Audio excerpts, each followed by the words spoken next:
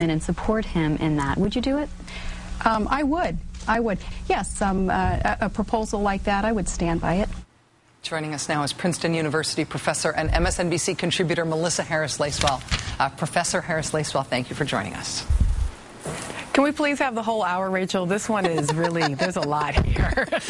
I'm going to make my first question very short so you can just start. Huh? What do you make of this, Melissa?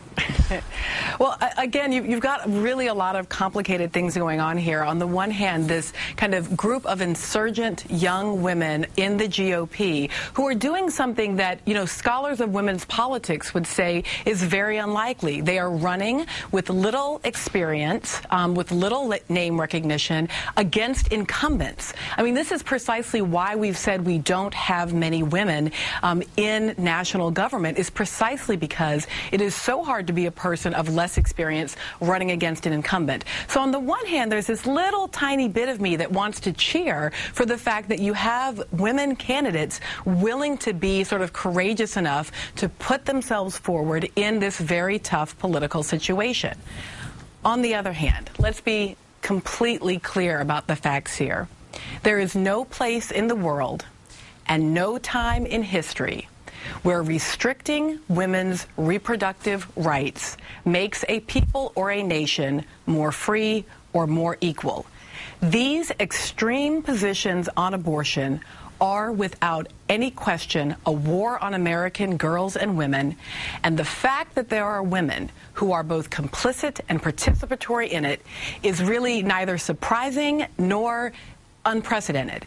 It has always been true, and it is incredibly important that we recognize that despite the fact that we can be very proud of these women and as politicians, that the question is, how do women as citizens fare on the other side of them either being elected or not elected?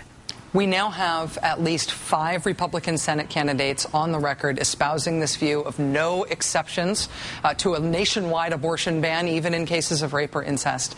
This is the reason I say that I'm stunned by this not getting more attention is this is unprecedented to have this many real anti-abortion radicals running for national office at this high a level. But do you think that we've got 5 of them? We've got so many of them because that view is becoming mainstreamed in Republican politics, or just because we just have extreme candidates running this year? I don't have the evidence yet that this has become a mainstream view. What I suspect is actually that it has more to do with kind of our ignorance of our understanding about women's life experiences, even as women. When you talk about the rape and incest clause, I suspect that many Americans, maybe even many pro-choice Americans, think that rape and incest and pregnancy resulting from it is a pretty unusual occurrence. They suspect that, that maybe there's a few dozen women for whom that would make a difference in any given year.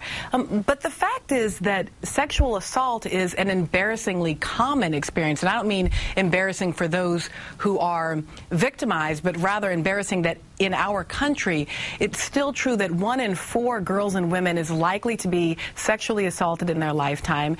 And we know that particularly in cases of incest, the question of possible pregnancy, because incest is often a repeated violation and one that does not often include protection, that the possibility of pregnancy is very real. We're talking about hundreds of women, thousands of women in pregnancies. And look, I'm from a people who really did experience the need to hold on to a God who would see them through difficult times, including generations of black women who in slavery were forced to bear the children of their rapists. And I do believe, because I'm a person of faith, in an interceding God that can help people through difficult circumstances. But I'm also an American who believes that the point of government isn't to make life so hard for half of our citizens that the only force there to help them is God. We as a government and as a people deserve and should do better.